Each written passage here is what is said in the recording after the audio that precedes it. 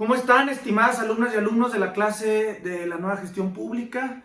Soy Luis Usarrey, bienvenidos a esta sesión virtual. Espero estén en su casa, espero estén cómodos, espero estén estudiando muchísimo para sus próximos exámenes.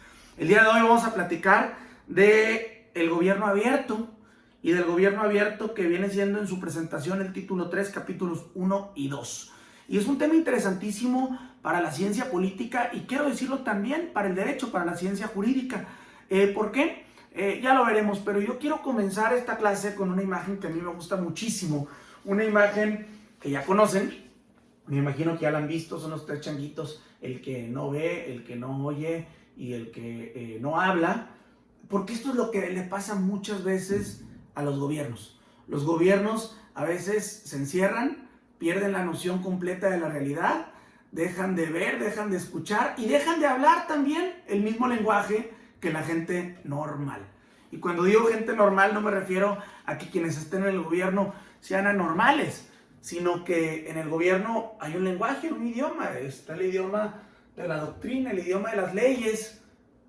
Y a veces la sociedad, pues el doctor, el herrero, el carpintero, el profesor, no necesariamente está hablando el mismo idioma.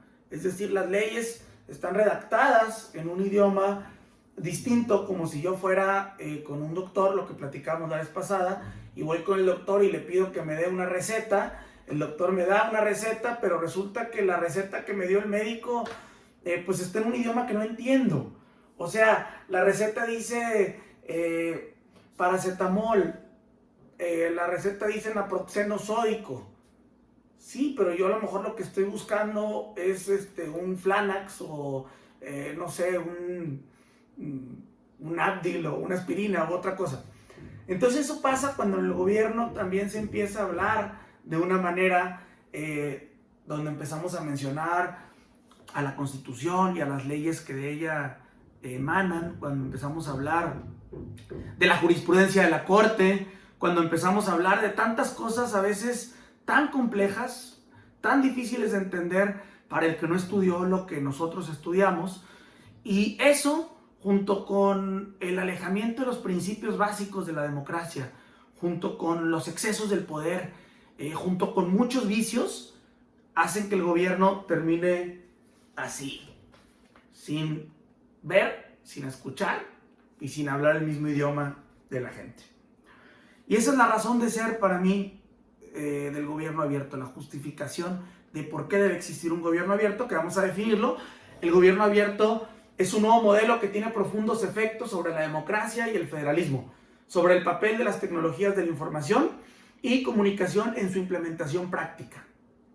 Se trata entonces de un modelo complejo que conjuga una doble dimensión, una dimensión técnica y una dimensión política también, que transforma por completo la forma como el gobierno se entiende a sí mismo, lo que les comentaba ahorita, cómo se entiende el gobierno a sí mismo y cómo otros actores lo conciben e interactúan de manera directa con él. La sociedad civil, a través también pues, de las redes sociales, y cómo el ciudadano común y corriente, el ciudadano de a pie, llega a tener interacción con su gobierno. No es lo mismo que el ciudadano se meta al plan municipal de desarrollo en un ayuntamiento, que se mete a investigarlo, que lo lea, que vea los instrumentos, que se entere de qué día es la consulta pública, vaya al ayuntamiento y presente un escrito formal, a que el ayuntamiento facilite el procedimiento mediante un mecanismo de consulta virtual, donde el ciudadano pueda meterse una liga, opinar y dar su punto de vista de cuáles son los temas más importantes que debe contener ese plan. Ahora sí, un instrumento jurídico, un instrumento con validez legal, es un instrumento que termina teniendo una aplicación práctica y se vuelve aterrizable ante los ciudadanos que están en el día a día, pues también pues, trabajando y en sus ocupaciones, no necesariamente 24 horas viendo qué está haciendo su gobierno, ¿verdad? Finalmente, acuérdense que el ciudadano elige al gobierno para que el gobierno se encargue de administrar a una ciudad y pues le delegó la responsabilidad, pero bueno, dentro de esa delegación de la responsabilidad no puede ser un desentendimiento, tiene que haber una interacción y tiene que haber una comunicación constante. Otra definición, la primera fue de Andrea Lagunes, la segunda es del portal del gobierno electrónico español, de España. El gobierno abierto tiene como objetivo que los ciudadanos colaboren en la creación y la mejora de los servicios públicos y en el robustecimiento de la transparencia y la rendición de cuentas. El concepto de gobierno abierto se sustenta en 3 pilares básicos. Ya los veremos en un momento más. Y bueno, aquí estamos poniendo una gráfica un poco complicada, ahora sí, complicada por el dibujo, por la manera en la que está diseñada. Ahí viene la fuente, la quisiera poner en pantalla, por favor, para que también pues sepan quién es el autor. Y bueno, voy a explicar brevemente qué son los 3 pilares del gobierno abierto. El primer pilar tiene que ver con la transparencia y el acceso a la información pública. Este pilar, primero, implica la visualización de datos de la información. Todavía hasta antes del año 98, 99, era imposible e impensable que los ciudadanos en este país, por ejemplo en México, tuvieran acceso a información pública, a saber cuánto ganan los funcionarios, cuánto gasta el gobierno, etc. Por otra parte, crear portales de datos abiertos, es decir, que las licitaciones públicas del gobierno estén al alcance de todos, también en un lenguaje sencillo, en un lenguaje digerible y que sean accesibles para las personas en el día a día. Segundo punto y segundo pilar, también aquí habla de la organización de debates públicos, un aspecto muy importante. Y bueno, vamos al segundo pilar, que es la participación, donde se habla de nuevos modelos de gestión de servicios públicos, donde se habla de organizar y promover asociaciones, Estado, sociedad civil y empresas, la co-creación de un valor público, y esto me lleva también al tercer pilar, que es la colaboración, donde se diseñan las políticas públicas en equipo, donde se hacen consultas ciudadanas. Les voy a platicar algunos ejemplos de estas cosas. Siempre cuando el gobierno hace consultas, pues usualmente las hace en su oficina, pero cada vez es más frecuente que el gobierno empiece a hacer las consultas en los parques públicos, en las redes sociales. También cada vez es más frecuente que el gobierno diseñe plataformas para poner al alcance del ciudadano el que el ciudadano pueda participar en una decisión o en otra. Entonces, el gobierno abierto, en resumen, tiene esos 3 pilares. Primer pilar, transparencia y acceso a la información pública. Segundo pilar, colaboración. Tercer pilar, participación. Y hay muchos ejemplos que vamos a ver de gobierno abierto, que es la parte más interesante de la clase de hoy. Voy a platicarles de una plataforma online llamada ProZorro, finalmente esta plataforma fue impulsada y operada por la sociedad civil en Ucrania y se usó para transparentar las compras del gobierno, para reducir el gasto público en las licitaciones. Muchas veces ya saben que hay fama de que en el gobierno, pues ya saben que hacen una licitación y se supone que este control del mini split cuesta, junto con todo el mini split, cuesta en el mercado 6,000 pesos, por decirlo así. Pues resulta que el gobierno en la licitación lo compró a 16,000. ¿Por qué? Porque pues iba a haber una ganancia por fuera de otros 8,000 pesos y que esos 8,000 pesos se los iba a pasar al compadre o le iba a regresar el dinero al funcionario público. Bueno, precisamente plataformas como esta permiten que la sociedad se pueda enterar, no nada más en el portal de transparencia del gobierno, que es a veces muy complicado de entender y que le consume mucho tiempo a la gente, sino que de una manera accesible le digas al ciudadano: a ver, ciudadano, compré un mini split y el mini split me costó tanto, y el mini split me costó esto y gasté esto y lo pagué de esta manera y aquí está la foto del mini split. Ah, bueno, entonces cambia la cosa. El gobierno está siendo transparente con los recursos que vienen del ciudadano. Los recursos son públicos y como son públicos requieren de una fiscalización pública y de que la información de cómo se usan también sea pública. Es decir, si yo tengo una empresa y le doy dinero al presidente o al director del consejo de administración, pues quiero saber qué está haciendo con mi dinero, igual con los impuestos. Entonces, bueno, esto se calcula que a la fecha se hizo en 2015, hoy en 2020, le ha ahorrado un 10% del gasto anual al gobierno ucraniano. Vamos ahora al segundo ejemplo, Chile sin papeleo, una estrategia nacional para la digitalización de trámites gubernamentales a fin de evitar filas, desperdicio de papel, de tiempo, dinero y esfuerzo, y de parte de la administración para hacerlo más eficiente y más cercano a los ciudadanos. Entonces, esta estrategia consistió en digitalizar todos los trámites. De repente la gente va a los archivos históricos y saca libros más grandes que estos, para poder consultar un acta de cabildo, para poder consultar una reforma legislativa. Y bueno, Chile se propuso que absolutamente todos los trámites de gobierno puedan hacerse en línea. Y también que todos los archivos de gobierno estén digitalizados, para que ya no haya archivos históricos como los que tenemos todavía en muchos municipios del país. Les platico, una vez fui a un municipio del estado de Oaxaca, no voy a decir cuál, pero de repente entré al archivo histórico y tenía un valor importantísimo. Miren, para que se den una idea, estaba ahí una réplica de la primera Constitución, estaba el acta original de la fundación del ayuntamiento, estaba también una copia íntegra del plan de Tuxtepec con el que Porfirio Díaz se levantó en contra del gobierno de Sebastián Lerdo de Tejada, bajo el lema, fíjense qué ironía, bajo el lema de sufragio efectivo, bueno, sin sufragio efectivo, pero bajo el lema de no reelección. ¿Quién diría que luego se iba a reelegir unas cuantas veces el muchacho?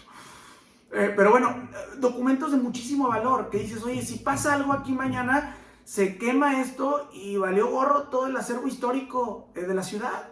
Un acervo muy bonito, muy importante. Bueno, Chile se propuso digitalizar todos los trámites del gobierno. Y bueno, ahora me voy al caso de Euskadi, de la comunidad de Euskadi en España, donde hicieron una página web y una aplicación móvil para concentrar todas las peticiones de atención ciudadana y dar respuesta pronta a todas las solicitudes, con independencia del área de gobierno a la que le corresponda la solución del reporte. La plataforma brinda información sobre el estatus del reporte e indicadores por dependencia. O sea, a ver, a mí, ciudadano, no me digas si mi reporte se tiene que ir a la Secretaría de Obras Públicas, a la de Servicios Públicos, a la de Desarrollo Social. A mí, ponme una ventanilla única y que mi reporte llegue ahí y que el gobierno se encargue de canalizarlo, y luego a través de la misma vía con la que yo me puse en contacto, que a través de esa misma vía me den respuesta y me resuelvan.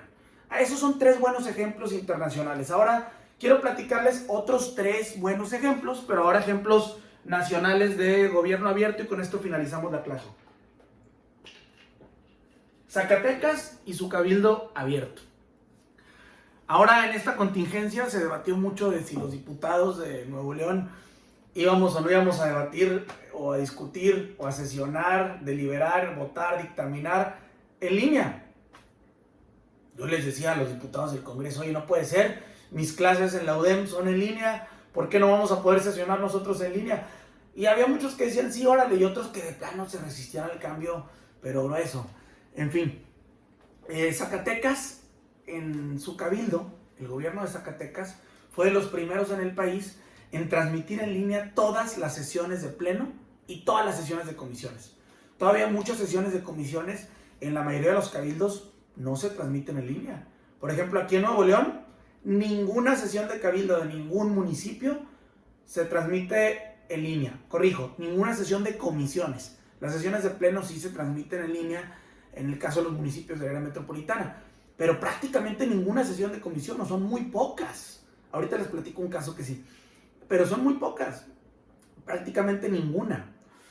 Bueno, de esta manera Zacatecas logró transparentar también el sentido de las votaciones, quién votó a favor, quién votó en contra, quién se abstuvo, quién no fue a la sesión, también muy importante, porque luego pasa que dicen, oye, no, que el regidor al que le estoy pagando, pues quiero saber qué está haciendo, quiero saber si fue o no fue a la sesión. Otro caso, las sesiones online del Congreso del Estado de Tlaxcala. El Estado de Tlaxcala, cuando estábamos debatiendo este tema, nosotros los diputados de Nuevo León, fue uno de los argumentos que les dije, oigan, ¿cómo? Miren, el Estado de Tlaxcala está sesionando en línea.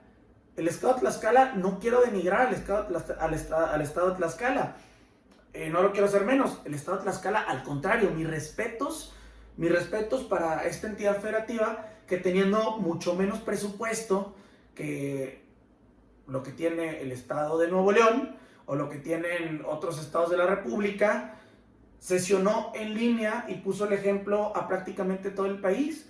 Tuvo una sesión de comisión y luego tuvo una sesión de pleno y aprobó una reforma a la constitución política del estado, imagínense.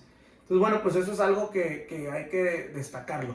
Y por último, un caso que a mí me apasiona mucho y que lo vamos a ver porque nuestra invitada del día de hoy nos lo compartió en un video que ahorita vamos a transmitir, son las sesiones de la Contraloría Ciudadana de las Adquisiciones en San Pedro Garza García. A mí me tocó aplicar este modelo,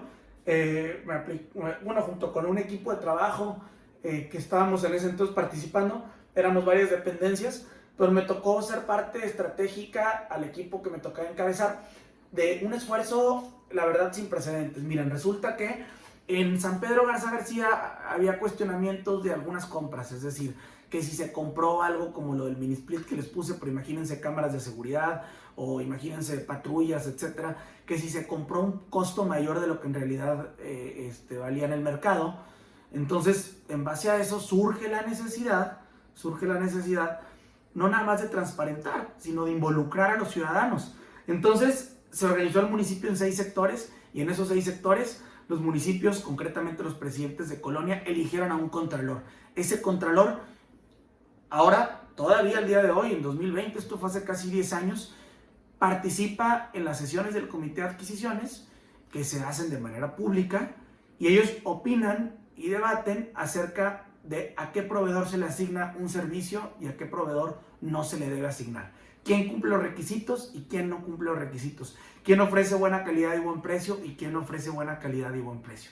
En fin, creo que son ejemplos muy valiosos que sin duda alguna pues pueden funcionar para generar un gobierno abierto. Quiero cerrar esta intervención ahora con esta imagen para decirles que es urgente que arreglemos esto. El gobierno mexicano, como lo hemos platicado en clase, y también en otros países, es una familia disfuncional. Aquí vemos que es una familia donde todos nos estamos echando la culpa. Miren cómo uno culpa a otro y todos nos enojamos. Y así pasa. A veces el gobierno está alejado de la sociedad no confía en el gobierno no confía en la sociedad. Entonces no funcionamos como una familia unida. El gobierno abierto es importante porque para que al país le vaya bien, el país tiene que trabajar unido. Y unido no me refiero nada más a los partidos políticos y esas cosas, no. Me refiero a que el país tiene que trabajar con una sociedad que vaya de la mano de su gobierno, que trabaje en equipo, que se comuniquen bien, que se rindan y se pidan cuentas, pero que trabajen en equipo, con un objetivo. Y que el objetivo sea que vivamos mejor en México, que el objetivo sea que vivamos en un país de primer mundo.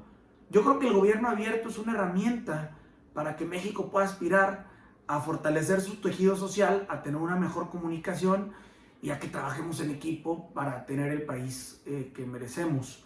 Un país tan grande como México, un país con tantos recursos como México, ¿merece tener mejores gobiernos? Sí merecemos tener mejores gobiernos. Pero también habría que cuestionarnos si no podemos ser mejores ciudadanos. Yo creo que sí. Podemos ser mejores ciudadanos y podemos tener mucho mejores gobiernos. Las dos cosas se pueden, créanme. Las dos se pueden si le echamos ganas y trabajamos en equipo. Por eso la importancia del gobierno abierto. Muchas gracias, chavos. La tarea se las dejo en Blackboard y nos vemos en la próxima clase de la nueva gestión pública.